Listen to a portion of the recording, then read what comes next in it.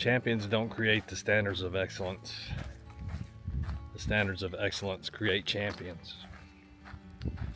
That's a quote from Shane Parrish out of the book Clear Mind. If you haven't read the book Clear Mind, you're already behind in life, in my opinion. Such a good book. Welcome to my channel, y'all. My name is Trey. Many in the community know me as Mr. Free. And this is going to be the first piece of content I've created on our new channel called The Operator's Mind. Looking so forward to developing this channel and all of you following along, making inputs, and I think we can grow together. The purpose of this channel is nothing more than just discuss the things, those mental aspects that trip all of us up in our daily lives, that rob us of our peak performance. Most of it is in the background and we're not aware of this even happening. So that's what we're going to be talking about. This first episode is going to kind of revolve around that quote by Shane of how most of us in our daily lives, we don't hold ourselves to high standards. Coming from the unit I worked at, where excellence is the standard, and sometimes it's overwhelming of how hard it is to maintain those high standards. I've got 25 years there, and what you learn really quickly is those high standards that create the excellence. I hear so many that came up to our process, our selection process, to try to join our unit and say things like, hey, I want to come up here because I want to be in a place that has higher standards. I want to be surrounded by people that, live those values that makes this place excellent. I always struggle with that answer. Not because I don't believe them, not because it's not a valuable mindset. But as I start digging in and I start asking them about their lives in some of the interviews, their answers reveal that, I'm not sure that that's true. Because we all have every opportunity every day to invent those high standards for ourselves. And most of these guys have convinced themselves that being in a mediocre unit or in a mediocre job gives you an excuse to be mediocre yourself. The first place that I look when somebody tells me they want to change, they're not happy with their trajectory, I look who they're hanging out with. The old adage of you are the sum of the 5 people you hang out with the most. It is the truest thing that I have found when it comes to personal growth. If you look at the 5 people that you hang out with, if any one of those people aren't a person that you're striving to be like if you look at them and they're not who you think you want to be in the future, if they're not going the same direction you are when it comes to growth, what are you doing? Why are you wasting time on that relationship when there are so many people out there who are doing the hard things? They're waking up every day living the hard life to try to find that growth, to make themselves better, striving towards those big goals.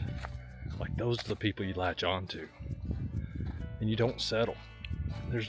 Life is so short. Why in the world would we settle? So find people that will make you better. Find people who are living the values and the excellence that you want to strive for, and then start copying some of their actions. I don't mean turn yourself into them.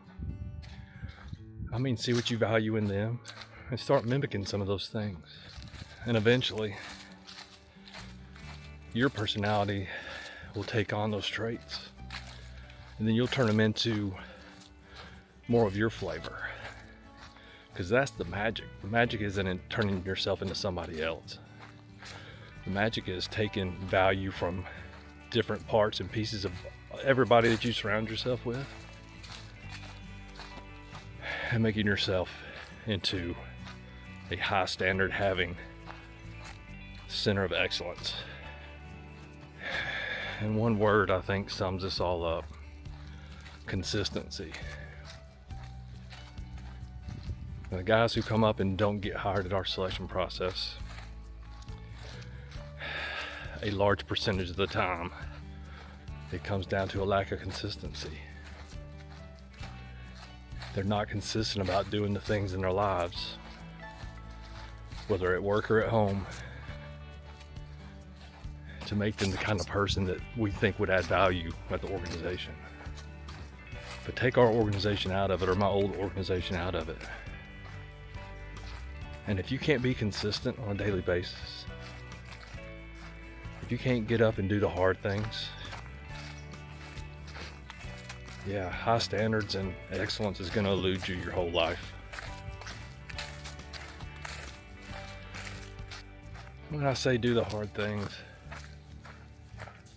honestly, the things really aren't that hard. You just make them hard in your mind.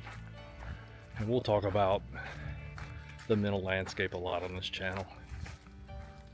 But pushing those warm covers away when it's cold, I have to do that every morning. I work out in my garage. This morning it was about 39 degrees out there.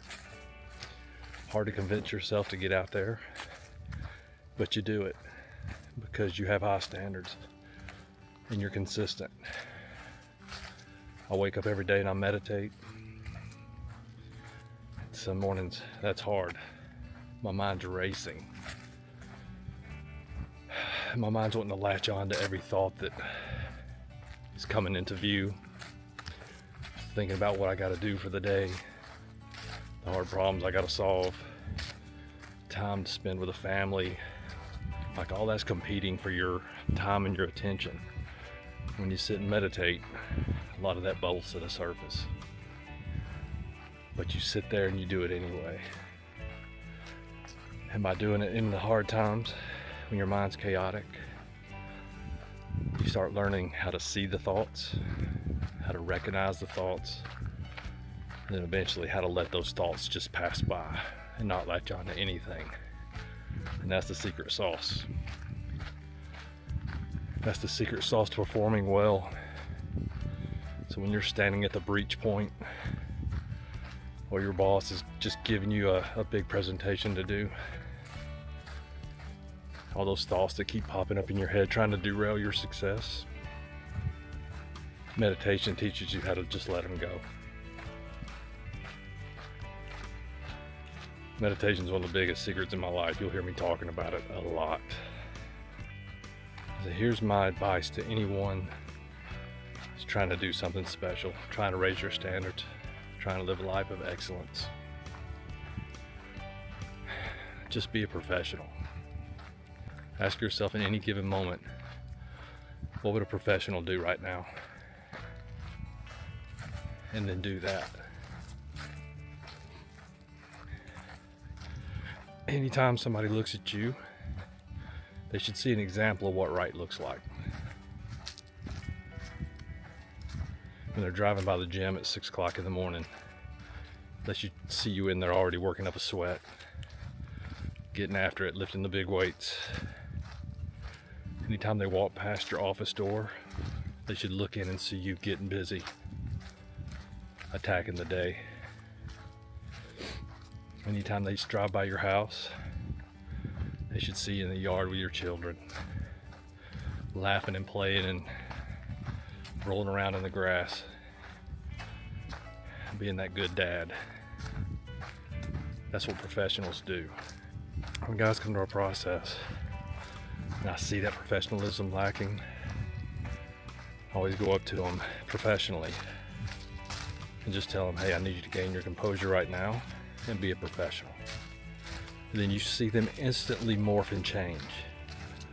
And then they carry themselves like a professional. Sometimes it just takes somebody to come up and nudge us and remind us. I think most of us have it in us. We just let the story in our head get away with us sometimes and we get distracted. So be a professional. If you can take on that mindset, there's not anywhere that you can't make it in life. I truly believe that. maybe last and most important, is find an exemplar. Trey, what is an exemplar? That's what I'd be asking if my 26-year-old self was watching this. An exemplar is somebody who lives with the values and the excellence that you strive for. Now, this could be a parent, this could be somebody at work, this could be a TV figure, somebody from the past. It doesn't matter. As long as they're kind of your North Star to what right looks like, they help you find the path forward. And use them. Listen to some of the work that they put out. That's why I like to listen to a lot of podcasts with people that I see as exemplars, because I get to hear their words. I get to hear how they got themselves to that place in life, and it kind of sets my roadmap too. So find you a good exemplar and use them for your North Star. Maybe one final point to close this out, try to keep it short for this first one, is you got to win the morning. And I'm not the first one to ever come up with this. I've heard this on thousands of podcasts, it seems, but it's so true. What do you do first thing in the morning to win the morning? Because if you can win the morning, you can make the rest of the day your bitch. How do I win the morning? Honestly, it starts the night before. You do the little prep items to make your morning easier. You try to get all the friction out of your way. Like I make all the coffee, get the coffee ready for the next day, get my clothes laid out. Do all the prep work so when I wake up, all that friction isn't there. With my eyes open, I climb out of the bed. I turn around, I go ahead and make the bed. Get the coffee pot started, go to the bathroom, go make myself a cup of coffee. I sit in my chair. I turn on my favorite meditation channel on YouTube, and I meditate for at least 20 minutes. Lately it's been more like 30. Once that's over, I read. Or I start thinking about, the next piece of content I want to create. And I do that for 2 hours. And then I go out in that cold ass garage and I work out hard. Then when I get done with that, I used to go to work. Now I'm gonna come back in, eat breakfast, and create some content. Try to make a difference in the world this way. So find a way to win the morning. If you can win the morning, everything else will take care of itself. So let's summarize. Having high standards is a choice by you. The environment doesn't choose it for you. You choose it. You can live it regardless of the environment you're in.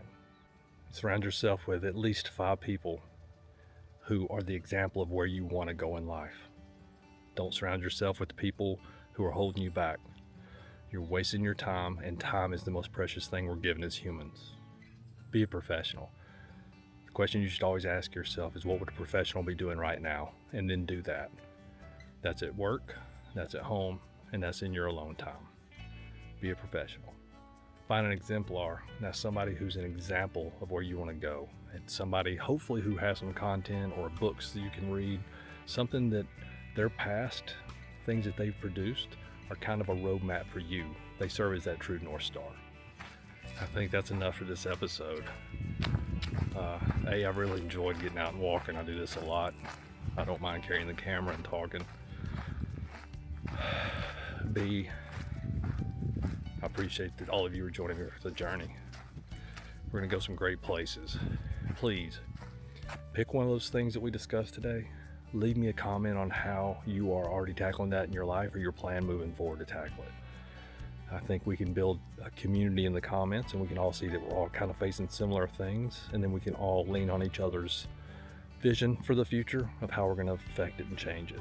All right, y'all. I hope y'all have a great Christmas. It's Christmas Eve right now. Be with your families. Be a professional, and we'll see you next time.